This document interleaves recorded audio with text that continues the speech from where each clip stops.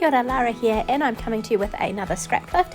This time I am scrap lifting Amy Moore, and you can find her on Amy's_art on Instagram, or you can check below for the information and I'll link her Instagram feed there. I really loved the layout that she had created using the Hope and Kindness paper from Close to My Heart. Now this is a paper that is only available, I believe, for the rest of this month, and there's only a couple of days left of that. Amy has sort of shared this as well on her Instagram feed about this collection, but I really love what she did with it. So there'll be links below to my Close to My Heart store if you are in New Zealand and really like this collection. So this is just one piece of paper from the collection, but it does summarize a lot of the colors and the patterns and things that are throughout all of this collection. So I'm just trimming this down to 10 by 10, and then I'm actually going to cut each of the strips individually and stick them on separately. I'm not necessarily exactly copying Amy's layout. However, the base structure does look really similar, and the beauty of a scrap lift is you can either copy or you can actually change it up, take it out, do different things with it. And so for the base of my scrap lift here, I am using the same principle with the same papers and sort of spreading these out across the page. So I've gone and I've created a whole lot of gorgeous strips. Now, I am not an orangey browny kind of person, but I really love this collection and how it brings in harbour and it brings in sage and minty colours, and I really like this tangerine orange colour that she's got. You'll notice that's in this collection. Amy had mounted her White Daisy cardstock on another coloured piece of cardstock. I didn't do that. I've just used a wet sponge technique with the ink pad that you saw me doing at the start to create a little bit of an orangey border around it. I wanted to sort of keep mine light and fresh. She was documenting some desert experiences, and I'm just putting a little observational, anecdotal type thing from a seagull that we met when staying up in the west coast. So I'm now just going to sort of stick these strips on. There's no particular rhyme nor reason to how I'm putting them on.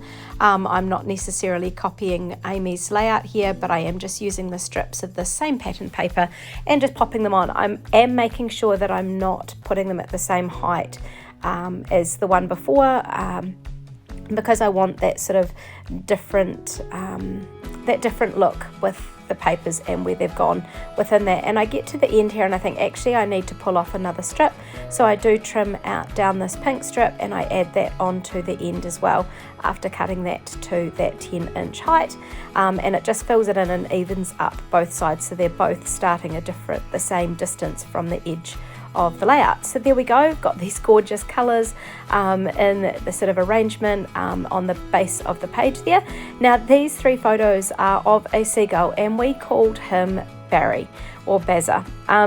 Don't know why that name came about, but it was just one of those silly things, but he always seemed to be up there waiting for leftovers on the deck of a house we stayed at up in the west coast. And as we spent a bit more time there, we had a builder that was popping in to do some work on a deck pathway down to a plunge pool, and we were chatting away with them, and with sort of one of the owners was there too, and he said that they called him Stompy because he would frighten away any of the other seagulls, so it's obviously a pretty good food source in there.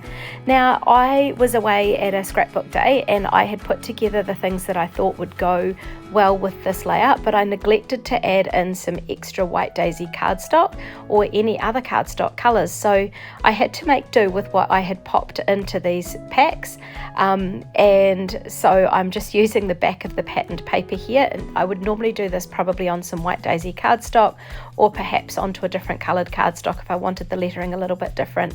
But I do really like these letters, they do have a nice bold effect, and sorry the table is wobbling a little bit here. It just seems to be sharing a space and other people are bringing things over and popping stuff down, and it does seem to wobble a little bit in parts, so my apologies for that.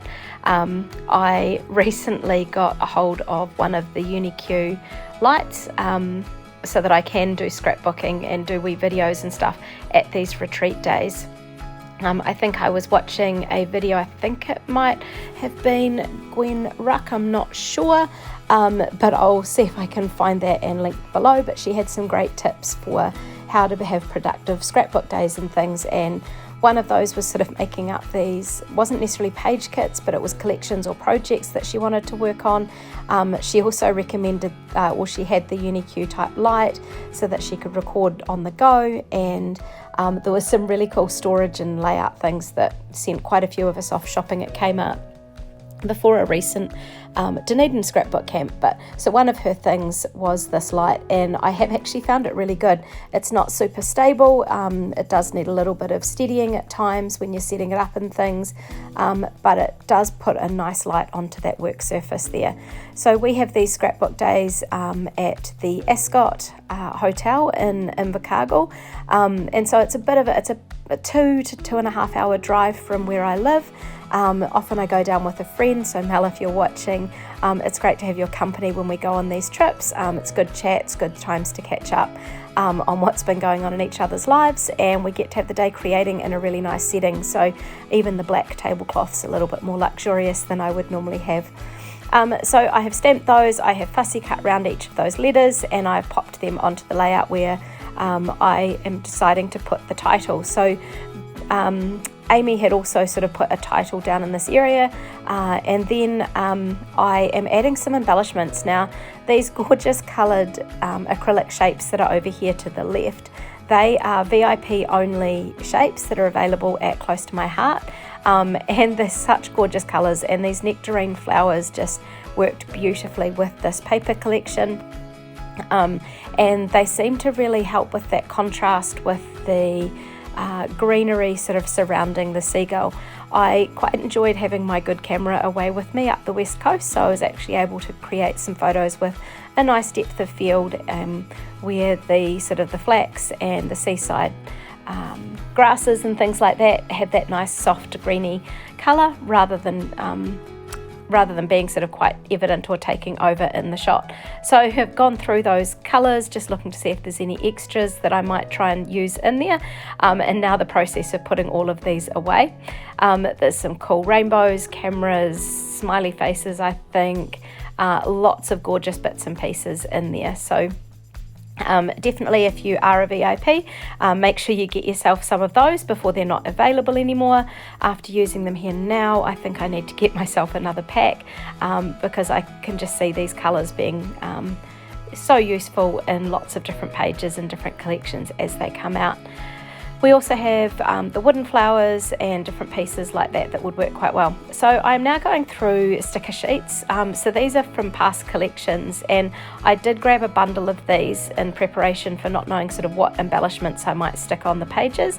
But I did find some nice sort of yellow flowers on a wee sticker sheet here, and I think I even managed to find some seagull stickers. So you can see that I've stuck a few of them there around the edge of the page. There was bits and pieces that I forgot to record, to press record, too busy talking and enjoying the company of the other scrapbookers in the room, as well as putting together these videos. Isn't necessarily a good recipe, but it's a fun way to create. So now I'm just adding the journaling about this seagull that we named Barry, also being called Stompy, and how it was just another of those quirky, lovely wee parts of our trip away a month or so ago now up the west coast. Here's some close-ups. Remember to check out Amy's gorgeous inspiration on her Instagram feed. Thanks, Amy, for letting me scraplift you. Thanks for watching, and I hope you've enjoyed what you've seen. If you want to see more, remember to subscribe. Thank you.